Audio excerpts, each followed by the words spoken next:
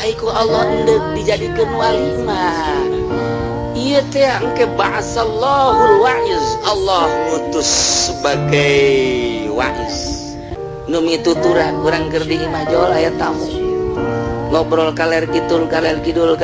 horeng metakeun ilmu batin ngah urang masyaallah atawa urang dibere daek lempang ka hiji pasantren nu guruna horenganan kiai batin geus ku Allah bae tah kitu basal wais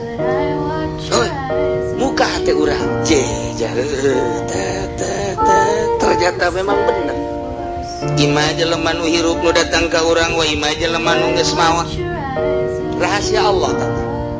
wa imah langsung ingkang jeung Nabi Khadir wa imah wali para wali-wali sanga wa imah guru-guru urang anu geus diangkat jadi wali rahasia Allah atawa nu hirup keneh kiai nu teu disangka ku urang anu padahal mah urang sering kapanggih horenganan ternyata diangkat jadi wali nyelecap ka jero hate beda ucapan wali mah nyelecap ka jero hate karasa cing trek sebab wali mah geus teu nyahoeun kumaha teu sieun dicarekan teu sieun dihina teu sia bodoh geus sabodohan cercep aya tah oh ieu urang mulai ngaguru kanyana terus mulai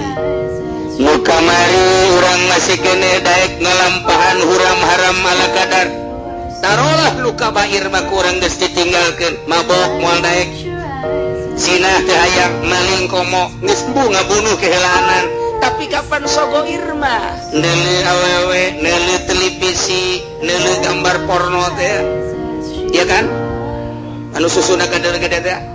anu haju bujalna kadal haju anu sepakna diturunkeun ka handap haju kadal naonna deuleuh guna nonton TV dan lain sebagainya ngadenge eta mah kan masih ketika aya tah guru anu nuduhkeun secara khusus urangna ku Allah emang dituduhkeun mulai kuari ninggalkeun eta bisa deui urang kuari bisa ketika neuleuh awewe teh hayang ngadenge nu haram teh hayang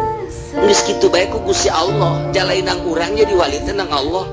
geus atuh ku Allah dibimbingna